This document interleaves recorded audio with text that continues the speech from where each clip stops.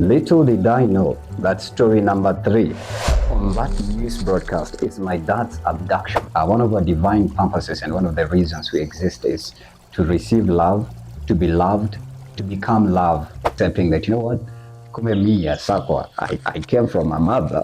Who was she? It really fascinates me. Like, I met someone who carried me for 9 months. So it's like a series chain: love, betrayal, and pain. and pain. They're Yeah, all in the same. they're all. Camera rolling, action. All right, hi. Many thanks once again. This is another interesting episode of Fix It with me, Sakwa, and I'm so excited. But before we get too far into it, I want you to do yourself and me a favor by subscribing onto our YouTube channel at Shamba Life TV, and you can check me out personally. My handles is at Brian Sakwa 101, hashtag Fix It with Sakwa. And by the way, you can also check out our previous episode. We talked about betrayal, and like I said, I wanted you guys to tell me and share with us what are some of your experiences that have been so heartbreaking that resulted as a reason of betrayal. Definitely, we are still sampling part of your feedback, and thank you to everyone who keeps on watching and subscribing. And back to the topic of today, we are talking about love and pain.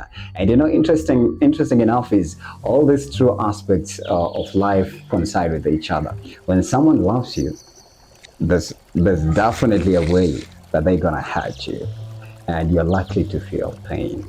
Not even likely, in fact, it's a guarantee. You know those heartbreaks that you've been through as a result of love? Today, you're debunking them right here. But let's define what love is. You know, it can vary. Everybody has their own experience and explanation of love, but I have mine. You know, there's a way I like giving meaning to each and every feeling, sometimes each and every experience in life, because life is organic, like I said. So I'll just try to give my own definition of love. First of all, the word love. For me, if I were to give it meaning, I'll say living on a vast energy. Love, because love is about energy, it's about vibration. So love, living on vast meaning deep, and energy. Of course, definitely we are exchanging. It's life, and whenever somebody comes into your life, you know, you guys start exchanging energies. And one of the most common experiences that all of us have been through is maybe rejection. Rejection sometimes results from, you know, not being loved, and those that have or come from families where, you know, there was no mother or there was no father, both of them were absent, so you never received fatherly and motherly love as you are growing up. But when you look at some of the relationships we have nowadays, before I just plug in someone right now, there's so many things that, you know, happen in these relationships, and the only thing we see in the news headlines is this other partner arrived in this house and found this other partner with someone, and then boom, stabbed the other one to death. Was that really love or an obsession? But for me, I believe if you love someone, you'll definitely let them be free. Like, let them be free as wild as a bird. Like, let them be free. But I'd really like to hear what my producer has to say about love. I don't know, what is love to you? What does love mean to you if you are to define love? And maybe have you ever experienced love? And what is the wildest thing maybe you've come across or you've heard about matters of the heart? Love. It's unconditional. That is the word that I'm looking for. Unconditional. Yes. There's a song by Katy Perry called Unconditional Love. Yes. So there's no that kind of love. There's nothing like, attached. There's no boundaries. There's no limitations. Yes. Okay. So meaning that it's free. But also, you know, you've taken me to a different place. Do you know you can't give what you don't have? So if it's love, like I said, you must have that love in yourself. Yeah, and there's a philosophy, or I think it's one of those sayings that says one of our divine purposes and one of the reasons we exist is to receive love, to be loved, to become love. So those 3 things: to receive love, to be loved, and to become love. Like, that's one of the main divine reasons you should exist as a human being. And it makes me wonder, like, how many people have received love, and maybe individually, if you were to define what love is, what is that experience?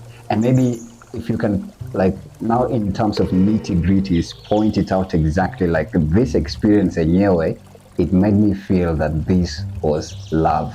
I think people have different meanings and experiences of that. I don't know what's yours. Like, what is that one experience in life that you went through, or maybe with people, could even be your close associates, acquaintances or your family, and you saw, and yeah, this person loves me. Like, what are some of the things they did, and you notice as a gentleman, and yeah, hapa kuna mapenzi. But then also mapenzi it becomes even sexual because anything love is like relationship. Why can't it just be like family and we're protecting each other, we are there for each other, and we don't care what you go through, what you've done, you'll always be ours, and we claim you because we love you. Why can't it be just like that? I don't know. What do you think? From my point of view, I can just say that the family has been a source of love, and this is the place where you learn how to love and to be loved, and then now you can share that with other people. So if you missed it from the family unit, this is when you're growing up, maybe, Yeah. Through your guardians or your parents, then it will be quite difficult for you to find a way of expressing it or showing it to another person or other people in society. That's a really interesting explanation. What if now we delve into like the nitty gritties of some of the things that parents should actually, maybe they should have done, especially for millennials, because I'm a 90s kid. Hey, I know Gen Z will blame me for this, but there's a way African parents, their parenting styles were just, I don't want to blame, but yeah, there's some parenting styles that were just, please, not so good. Like the way you were parented as a millennial, it was a rough parenting. Like if you look at it, you realize yenyewe sikuwa napendo kwa hii familia. And actually, it's still a common thing even in these urban lifestyles today, where dad was extremely rough, or the relationship dad had with the son was just horrible. The words they used on you, the statements they used on you, they were like, umefika 18, or, you're 18, go get your own job or pay your bills or something. Like there was a lot of brutalization, being brutally treated, maybe with your mom or your dad, and they were never so kind to you and showed you that love as a kiddo, as you were growing up. Or maybe you grew up in a step family where they were so harsh, the treatment was extremely horrible and heartbreaking. And so you grew up in this toxic environment of arguments. If you did anything, if just a small mistake, it would look like the whole world will shut down because of just that one single mistake. So you grew up in an environment as a child where you are not assured, you are not protected. And I believe, for me, I believe kids are meant to be reassured all the time, whether it's a male or a female. You're supposed to be reassured that you are loved in this family, you're welcome in this family. In fact, the reason why you're existing is because we love you. And that should be made clear to each and every child. But if you came from a home where, just kulamba sukari peke yake ulikuwa unapigwa from saa moja hadi saa mbili usiku, I think that was brutalization. That was hate and resentment. And I think in this day and age, we have a lot of gentlemen who carry that kind of trauma. Well, the dad was extremely rough. If you did a mistake, trust me, ulikuwa unasema usirudi home, tafuta tu place ingine uende uishi. I don't know if you've ever had such an experience, or mom was just too rough on you. Your mom was extremely too rough on you. Just like even not getting the right grades in school. It's either you either pass the exam or you pass out in that. You either come home with two things. Umepita mtihani ama mwenyewe umepass out. Umeenda, sijui uende wapi. And yet these were your parents, And then I keep on asking, why the brutalization though? Why couldn't they just, love you, tell you, yes, you've gotten a C+, but you know what? Try next time and work hard and get a B+, or even an A-.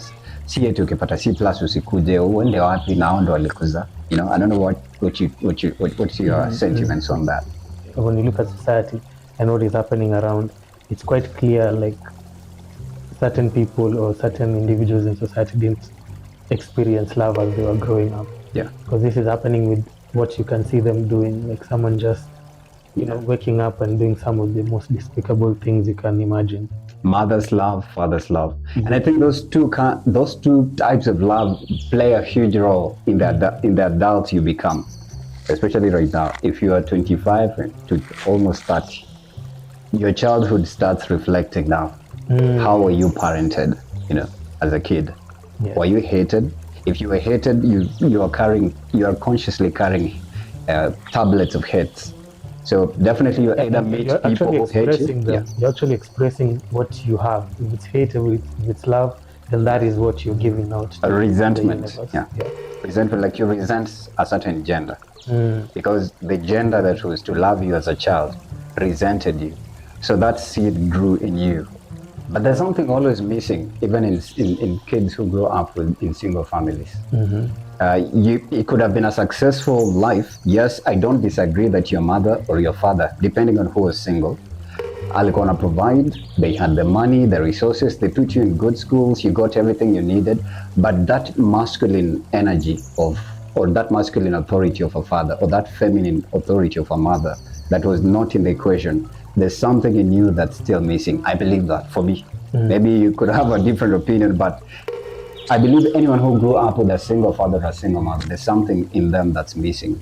And they will never, it's difficult to find that peace It is. until you work on it, maybe through therapy or just life training. I believe so for me. And when you look at it, like nowadays, you find so many people are enrolling for therapy sessions, and just finding all these things because you realize there's a foundation that was missing.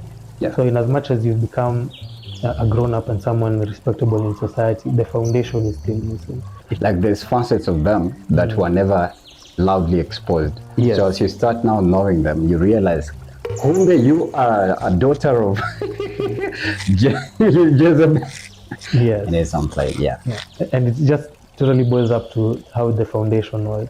So I think in this day and age, it will be for love, particularly, it will be better for it to be taught in the family unit. But then, no, that's a good point. Does it journey back to a person or people that keep on dating someone to find a father figure in them or a mother figure in them? Because you never had that mother figure while as a child. So you keep on finding, you realize in a span of like 2-3 years, you dated up like 500 people just because this one came, they didn't reflect that energy of a father figure that you needed or a mother figure. Boom, you never disagreed, the relationship never lasted. So you keep on dating too many people only to realize that you are the problem. The missing piece is in you, not in the people you're dating. So the reason why you guys can't be compatible is because you're looking for a mother figure and a father figure in this man or this woman, and you'll never get it until you complete that piece in you. And how do you now complete that piece, by the way? Like for me, it meant my biological mom in 2019. A story for another day, but yeah, my biological mother, meeting her while I'm all grown up in 2019. I'll tell you, it wasn't an easy thing because so many things happened between like my childhood, teenagehood, now starting my media career. And by the time I was meeting my mom, I was like, you know what? I'm already done with that part of life where I needed a mother to like protect me, nurture me, show me that mother to son love. Like I never had it anyways, to be honest. And I'm meeting her in 2019, just before the pandemic. It was really difficult to connect with her because I was like, oh, kumbe, I had a mother. And where was she? And what happened? And how do mothers feel? So I'm also still working on that, even accepting that, you know what, Kume me as Sakwa, I came from a mother. Who was she? It really fascinates me. Like I met someone who carried me for 9 months. Jesus. And for the last 24 years, I've never seen her, never experienced her. And now she's alive. Bro, I'm still amazed. I'm still blown away. I live each and every day. I'm like, damn, this is you, Sakwa. Kumbe, you have a mother. It's so amazing. I don't know how does it feel to like have that experience where you grow up with your father present and your mother present, and it was really I'll say mind blowing for me to learn that I had one and I met her in 2019 because because I needed her. For me, I went to boarding school very early as class 4. So as a young kiddo, I was always out there.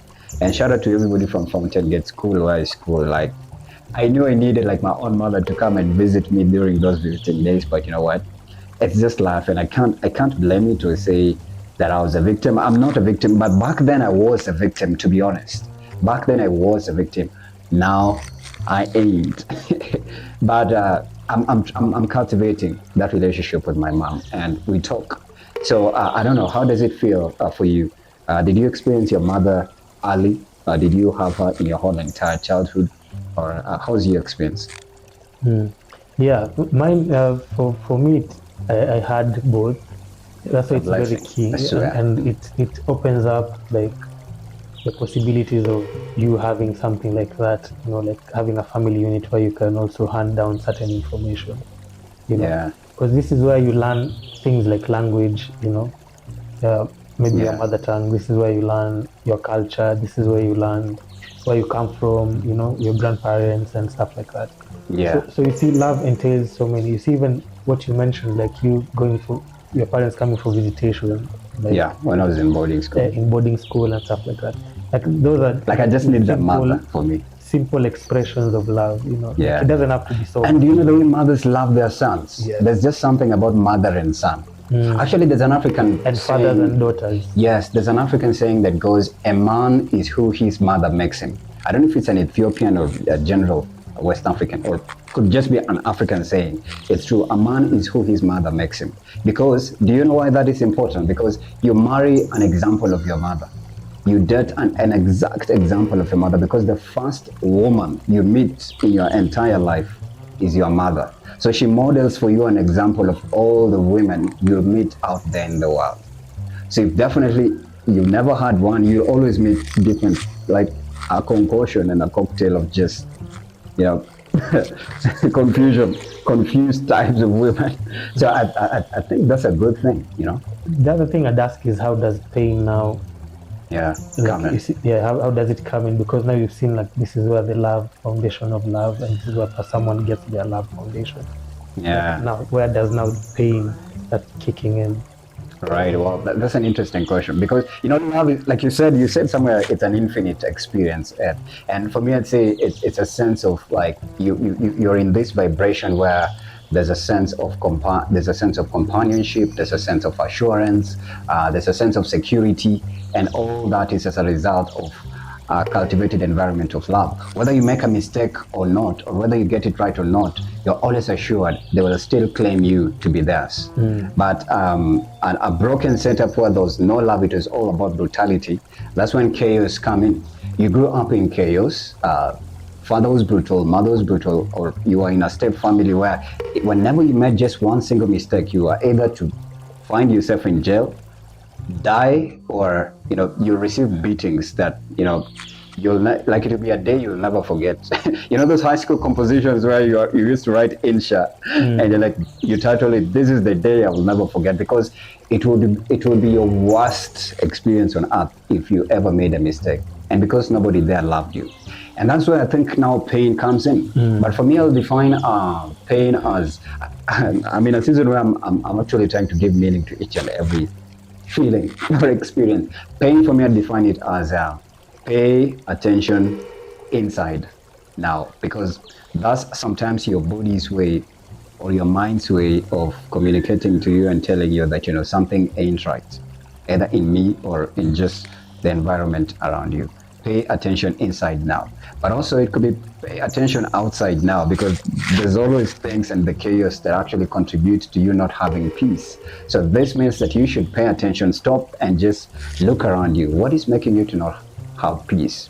But you know, sometimes somebody told me it's necessary for you to feel pain, because the first thing you actually do when you're born is cry. I don't know if you cry because of pain ama you cry because of the change of environment, because hapo umetoka tu kwa music kid afu ukiswimming kwa warm and then unazaliwa and then the first thing is they beat you up, you know, they tap you and yeah. I hear that cry is really important for anybody who's ever given birth. Shout out to all the mothers that have the underbelly. So it's important for you to cry. I don't know, as a baby, do you cry because of pain? Or do you cry because of change of environment when you're born? But also crisis cause pain, heartbreaks that result from matters love, like these two are interlinked. So still, I think betrayal will still come in as well, by the way. Yeah. I hear that cry is really important for anybody who's ever given birth. Shout out to all the mothers that have the underbelly. So it's important for you to cry. I don't know, as a baby, do you cry because of pain? Or do you cry because of change of environment when you're born? But also crisis cause pain, heartbreaks that result from matters love, like these two are interlinked. So still, I think betrayal will still come in as well, by the way. So it's like a series chain: love, betrayal, And pain. and pain. They're Yeah, all in the same. they're all. WhatsApp group. It's a connection. So when you're betrayed, definitely you'll feel pain, and when you feel pain, you'll start crying. Or some people become resentful. There's so many experiences. For example, I remember in the previous episode you mentioned of infidelity, where you trusted this partner, you guys were committed to each other, and then they end up cheating. And they cheat with the worst person. You're like, si hata tunge upgrade to a Rihanna or something, or a Beyonce, or I cheat now, and that would break your heart and hurt you so bad. That's why they go hand in hand, because just as someone can love you unconditionally, they can also hurt you with the same measure. Yeah. Yeah. Or in short, they know the buttons to press. To press. If they want to make you cry or smile, They know it. but that's the personality of a narcissist. Them who can they know how to love bomb you and make you feel excited, but also they know how to take you out of that love and make you feel miserable and horrible and heartbroken. Because have you ever wondered, like, sometimes, like, you guys loved each other, Yeah. yeah, but what happens now when all of a sudden you guys are just fighting? It's a whole war inside the house, you know. Uh-huh. So this is a case of knowing someone so well that you know the buttons to press, and if you press this button, then definitely it's a nuclear war. So love and pain go hand in hand, because the loved person, or the person who loves you, then knows exactly what to do or what to press to make you feel painful at the same time. Yeah. But I think it varies with context or also experiences of people in life, because for me, actually, I'd say for me, my most painful and heartbreaking and hurtful and horrible experience was when I lost my dad. And in 2019, also the same year that I met my mom, it was when my dad got abducted and tortured. And I remember that time, I was working at this radio station. I was a morning breakfast news reader on the morning program. So, in my busy schedule, like literally that time I had immersed myself in media. I was like, I had to get it right or get it right. Like there was not any other way for me. I was able to get it in or get in. So I was dedicated. And just in my normal thingy, media thing, deep into it, one day I wake up with like around 10 calls from my aunties, friends, nini. So nkashanga, at around 5 a.m. in the morning, 10 missed calls. What is happening? So to return one of the calls from one of my aunts, it's like, Brian, do you know your dad went to work last night and he has not been found. Till right now, nobody knows where he is. I was thinking, how is that possible? Try calling my dad's number, it's not going through. And within just a span of like 3 to 2 minutes after that call, I received another call from my cousin. He's like, Brian, your dad disappeared yesterday and never came back. My dad was an MD of a government parastatal. I'm not going to mention the name. And it was just a mysterious case. In other way, your dad has a 9 to 5. Your dad has a name. Of course, he was helping people. And that kind of cadre in society comes with a lot of attention and tension as well, and dedication. So that having been through that career path for a very long time, there's some networks he had created. There's a certain visibility he had and a certain position he had in society, and especially my community. And he had helped a lot of people. So when that came, that event happened, unfortunate and painful event to me happened, it was mind-blowing and heartbreaking. So within that short period, I received like around 10 calls from like 2 different people telling me of the same thing, until I had to turn off my phone. I was like, no, my dad just went to work. When bad things, I also learned when bad things start happening to you, all of a sudden, you lose your faith, you lose your mind, and even you lose who you are. Immediately you're always trying to maintain your posture. If people know you as a smiling person, you have to maintain that. If people know you as a straightforward person, so when you veer off, it will create that, sudden, or that, what is it called? What is the word? That cold turkey treatment, that cold turkey posture of like, what is happening to this guy? So I had to just assume that my dad went to work and he'll come back. So I proceeded, because I was like, maybe dad was just busy. They went into a meeting. He was an MD. MDs are busy people. Alright. So mi nikatoka kwa nyumba nikaenda job. So here's now the most shocking part. See, I was a news anchor, I was a news reader for the radio station. Little did I know that story number 3 on that news broadcast is my dad's abduction. By the time I was actually heading to work, already this story was viral even on blogs, and news outlets are already picking it because my dad was an MD of a government parastatal, and anybody in government who disappears, it becomes a news headline, and especially of such a stature or such a status. Bruh, the only thing I remember when I landed on that is I think my producer, the producer was producing the morning breakfast show. Anyways, just asked me, Sakwa, could this be someone you know? I was like, he showed me a piece of paper, the way news is printed, like rundown, story number 1, 2, 3. I'm like, hey, who is this? And Michael, who? Bro, it was my dad. Trust me, bro. I can't describe how that went. But I managed. Yes, I was surprised. I was heartbroken. I was stunned. Like, it's like chaos. The way hell breaks loose. Like hell broke loose for me in that moment. And you know what? I had to continue with the broadcast. I had to assume that was not my dad because there was nobody else to come in and fill in and continue the broadcast, because in that time it's the first piece of the news program in the morning. So there's always nobody on standby, especially for morning shows, unless mpigie simu atoke home akuze. And for that station, it was not possible. So I sat in for the whole broadcast because I was doing 3 updates, the 6 a.m., the 8 a.m., and the 9 and 10.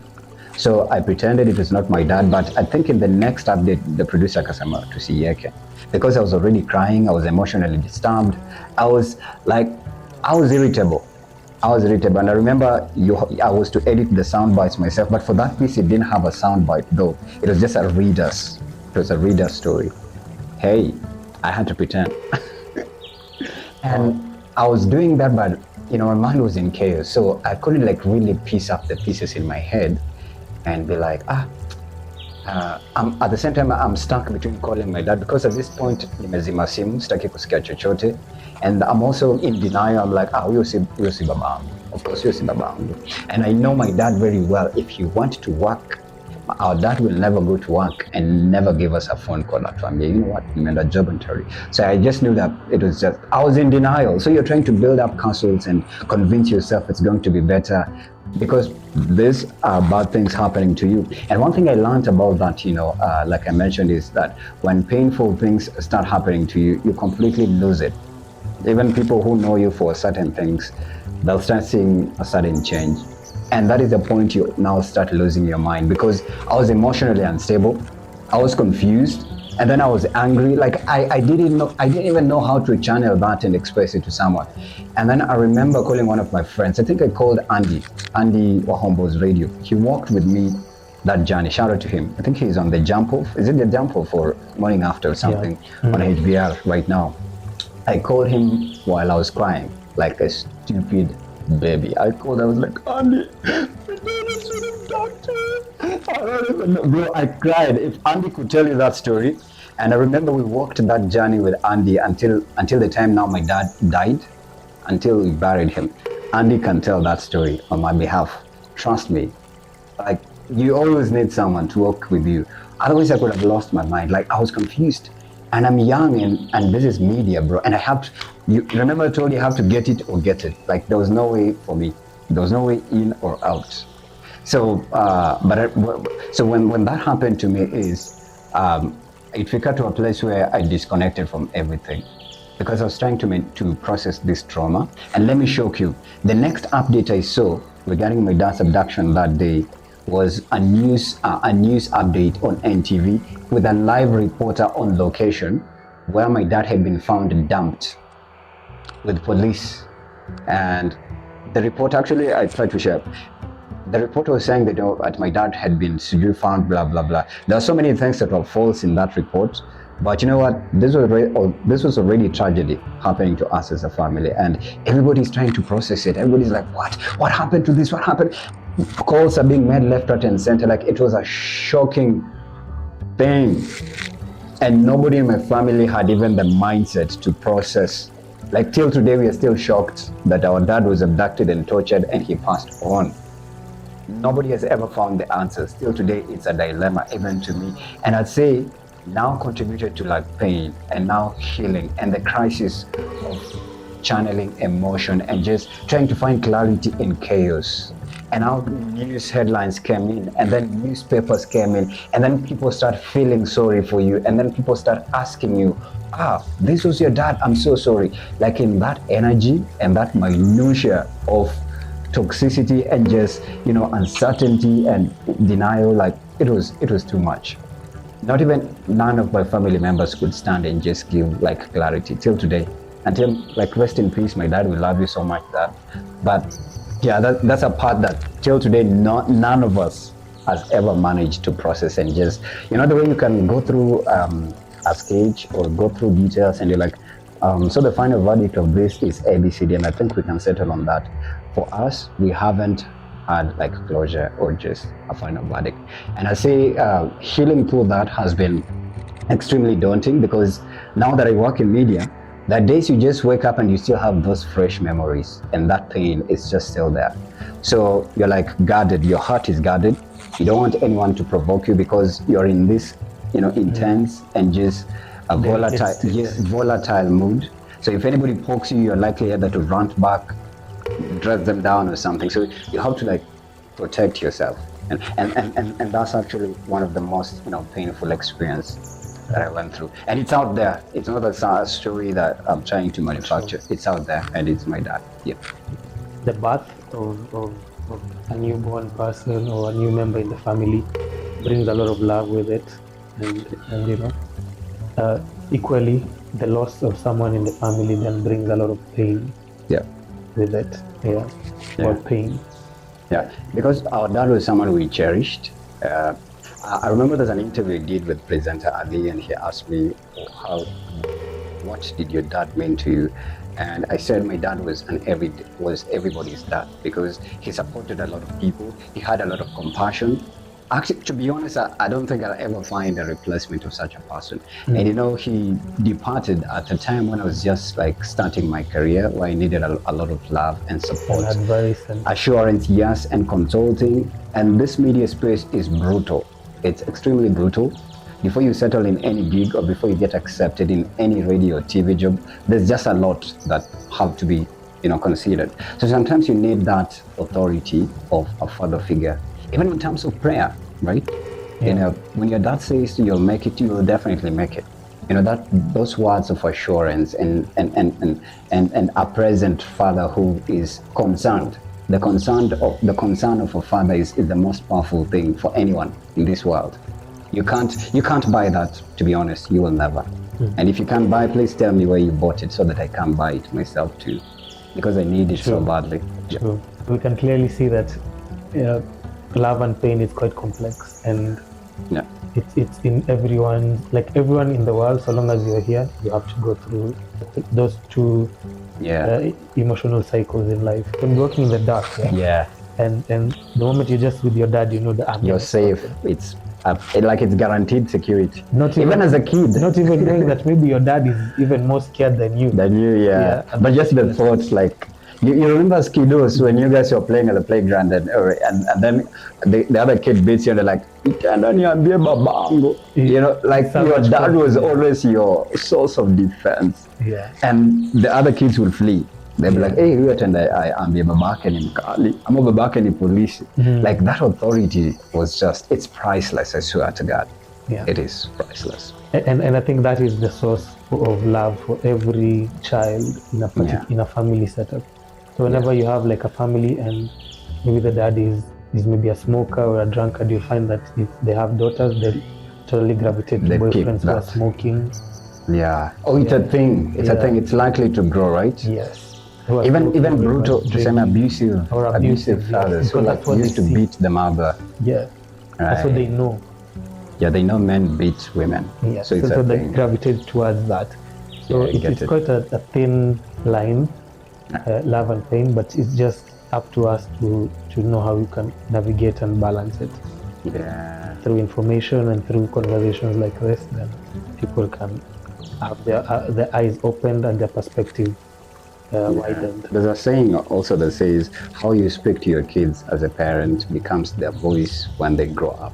So the words your parents used on you, you know, I don't know if you've heard stories of where they said, "Mwa kama mamako," you know, "Mjinga kama babake."